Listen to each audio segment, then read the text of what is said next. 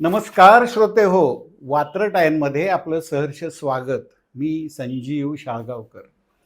एकेकाळी एकत्र असलेले आणि रिपब्लिकन पक्षाच्या दुफळीनंतर वेगवेगळे झालेले प्रकाश आंबेडकर आणि रामदास आठवले संसदेमध्ये वक्फ बोर्ड कायदा संमत झाल्यानंतर दोघांनीही नरेंद्र मोदी सरकारचं प्रचंड आभार मानले.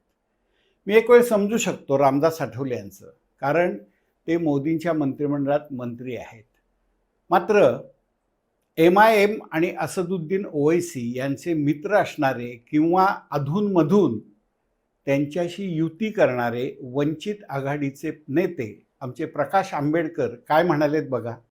वक्फवर कुणाचंही नियंत्रण नव्हतं, तिथं सुधारणा ही गरजेची होती, त्यामुळं मोदी सरकारचा निर्णय नक्कीच स्वागतार्ह आहे असं आंबेडकर म्हणतात. संजय राऊतांना टोला मारताना ते काय म्हटलेत, ते म्हटले की राऊतांचं नव्यानं मुस्लिम होणं त्यांना आदाब आदाब असं करावं लागणार आहे. तर वक्फ कायद्याच्या विरोधात उभे राहणाऱ्या उद्धव ठाकरेंची त्यांनी खिल्ली उडवली. ते म्हणतात आता ह्या उद्धव ठाकरेंचं फक्त नमाज पडायचं बाकी आहे. पूर्वी आठवले आणि आंबेडकर हे एकाच पक्षात होते आणि आंबेडकरवादी चळवळीचे खंदे पुरस्कर्ते होते. त्यांच्याबरोबर त्या काळामध्ये नामदेव ढसाळ, रासू गवई, जोगेंद्र कवाडे, राजा ढाले असे एकशे एक नेते होते. पण बदलत्या काळामध्ये प्रत्येकानं एक एक खंबीर म्हणजे घट्ट असा पक्ष पकडलाय. कुणी शिवसेनेबरोबर गेलं, कुणी भाजपाबरोबर गेलं, कोणी काँग्रेसला आपलंसं झालं, तर कोणी शरद पवारांच्या राष्ट्रवादी काँग्रेसबरोबर गेलं. आता सध्या ह्या सगळ्या प्रकारामध्ये ही आंबेडकरी चळवळ मात्र मोडीत निघाली आहे बरं का. दुसरी गोष्ट अशी आहे, अर्थात कोणत्याही पक्षाला आपल्या पक्षाच्या अधिकृत ध्वजाबरोबर डॉक्टर बाबासाहेब आंबेडकरांचा निळ्या रंगाचा झेंडा आपल्या गाडीवर लावायचा असतो. म्हणून हे राजकारणातले जे फासे पडलेत उलटसुलट हे आपल्याला मान्य करावे लागतात. ही आजच्या माझ्या वात्रटिकेची पार्श्वभूमी. मंडळी, आता ऐका आजची माझी वात्रटिका.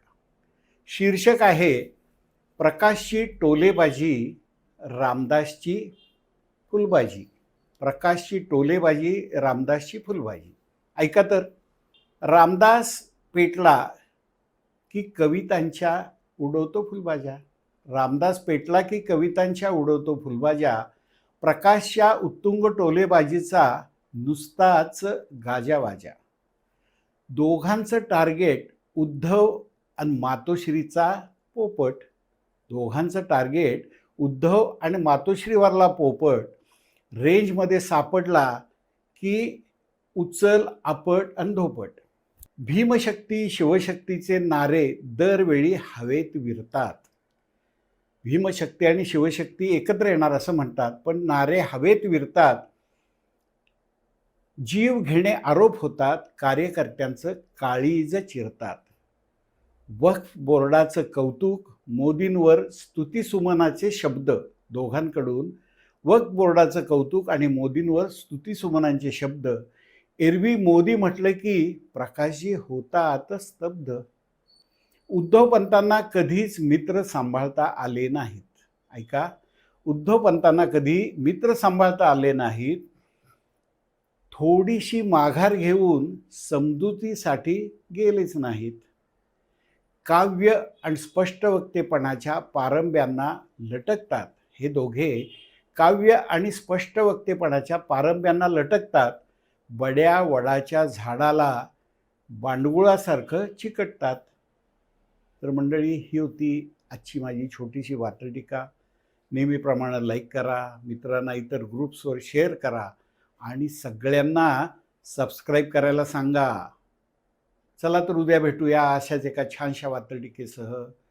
आपण देत असलेल्या प्रतिसादाबद्दल मनापासून धन्यवाद.